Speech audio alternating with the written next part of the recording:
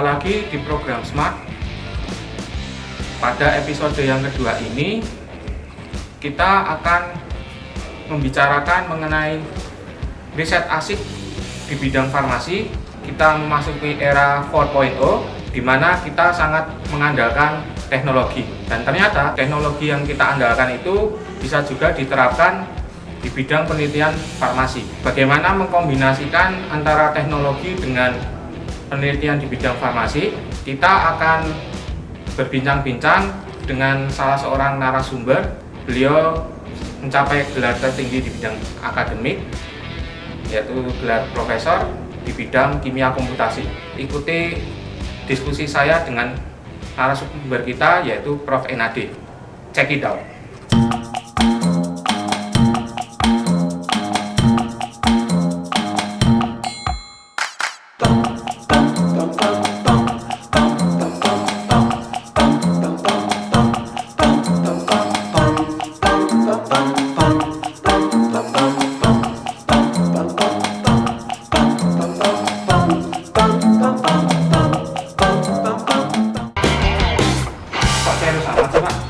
Main game sambil nunggu simulasi selesai.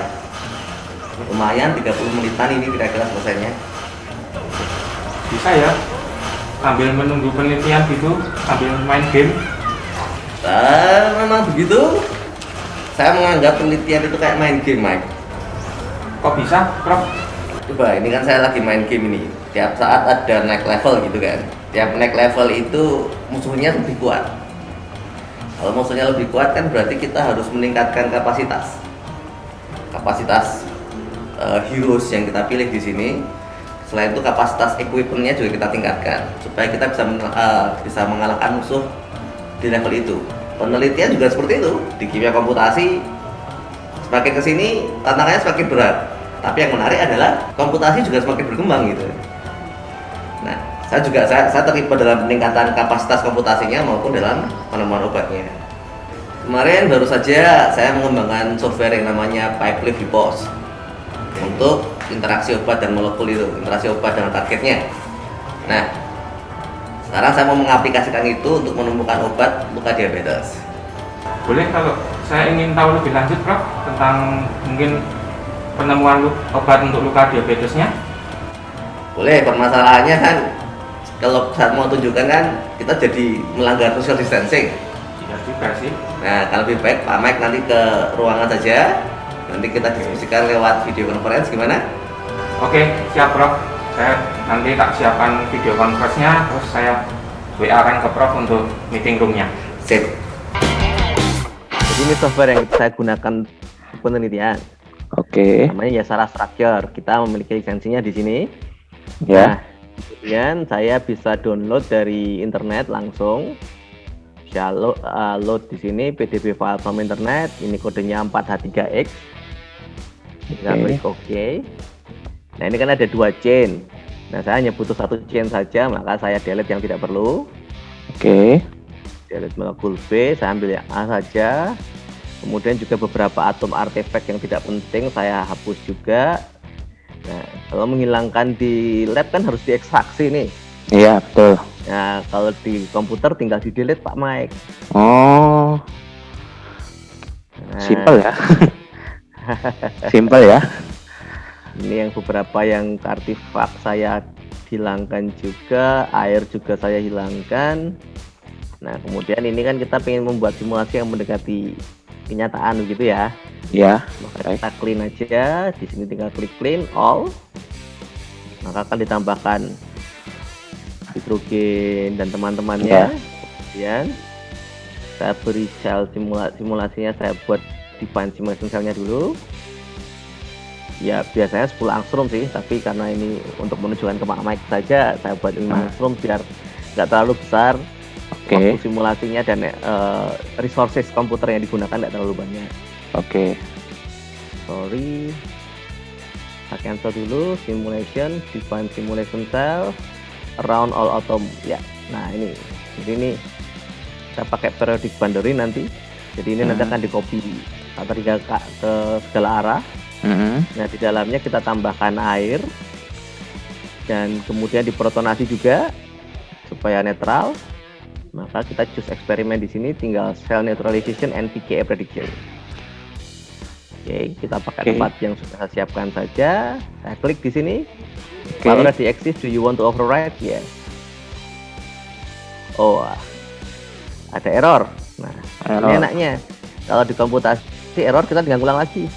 Kalau Iya. Levanza error, ya ulang lagi juga. Tapi Ulang bahan lagi. habis pakainya, Iya. ya berkurang. Kalau Betul. ini tidak berkurang bahan habis pakainya. Saya ganti ininya, force feed-nya saya ganti yang lebih sesuai. Kita gunakan Ember 10 saja. Oke. Nah, kemudian saya option choose eksperimen. Ya, itu tadi. Nah, ini kita bisa zoom in, ditambah air dia, kemudian ditambah ion-ion untuk menetralkan juga. Sekarang lagi di tipe Dyson minimization. Udah selesai ya, udah nggak ada tandanya ya. Dunianya penelitian ini kadang-kadang kita perlu beli software, lisensi dan sebagainya untuk mencapai tujuan kita, Pak. Kemudian saya lakukan yang namanya simulasi. Simulasi. On-kan. Nah, saya melakukan simulasi selama 10 nanosecond awalnya. Hmm. Nah, ini kelihatan bergerak kan, molekular dinamik ini. Ya. Ya, kelihatan Nah. bergerak. Nah, nanti kemudian kita lihat stabilitasnya, kan ini ada pergerakan kan. Iya, betul. Apakah dari hasil penelitian saya itu menunjukkan bahwa si CC27 tadi ligannya ini itu menjaga stabilitas si enzimnya, Enzim. sehingga kemungkinan mekanismenya si CC27 dalam menghambat MMP9 sebagai inhibitor, dia berikatan dan kemudian dia menstabilkan si enzimnya. Mari kita hilangkan dulu airnya, residu airnya kita hide H2O, HOH kita hide. Ya. Oke. Kemudian kita hide lagi si alifatik hidrogen. Menariknya di sini kelihatan interaksi CC27 ini dengan si MMP9 itu dijembatani oleh si kofaktor zinc. Di mana zincnya berikatan dengan triad histidin. Nih. Oke. Nah, dan ini hasil penelitian yang dipublikasikan kemarin. CC27 itu mekanismenya menstabilkan si MMP9. MM9.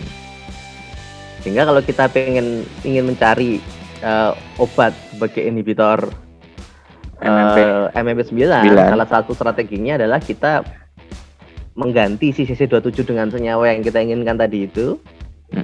Dan kemudian melihat apakah dia bisa menstabilkan si MMP9 atau tidak. Kalau hipotesis seperti itu tetap perlu dibuktikan secara empiris dengan wet lab basah. Nah, tahun ini sebenarnya kami mengembangkan protokol penapisan virtual yang juga dibantu dengan simulasi seperti ini untuk menemukan inhibitor dari bahan alam. Ya kan Indonesia ini kan sumber bahan alam kan ya, senyawa bahan alam. Betul. Jadi saya mencoba membuat protokol untuk senyawa bahan alam. Nah, kemudian langkah pertama saat sebelum melakukan simulasi maupun wet lab, biasanya, dan saya selalu menyarankan ke murid-murid juga, kita banyak membaca atau istilahnya melakukan studi literatur. Nah, pada saat studi literatur itu Pak Mike, saya menemukan bahwa ada senyawa bahan alam sering kita gunakan, sering kita buang, yang memiliki aktivitas cukup tinggi sebagai inhibitor MMP9. Sudah terbukti secara wet lab. Jadi saya pengen pengen mengeksplorasi di level in siliconya seperti apa, di komputasinya seperti apa.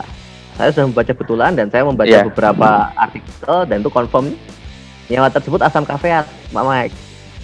Asam kafeat berarti kafein, kopi Pak, dari kopi. Nah, betul. Senyawa asam kafeat ini ada di kopi, banyak terdapat kopi. Tidak melulu kopi, memang ada beberapa tanaman lain yang memiliki asam kafeat. Tapi yang sering kita konsumsi sehari-hari, apalagi saat ini adalah kopi. Andai kata kita bisa mengekstrak asam kafeat dari ampas kopi, mungkin itu kita bisa merecycle sampah menjadi bahan yang sangat berguna.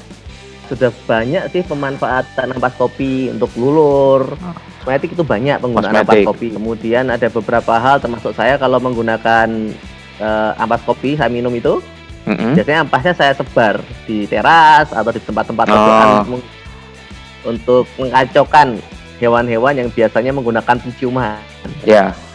Yang Pak Mike coba itu kopi-kopi itu dibuat ampasnya dites kadar asam kafeinnya berapa.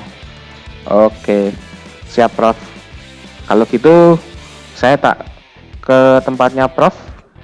Oke, silakan ke sini. Ini tak cepak ke. Tak Oke. siapkan. Ini sudah ada di sini, silakan diambil ya. Oke, siap Yuk. Prof.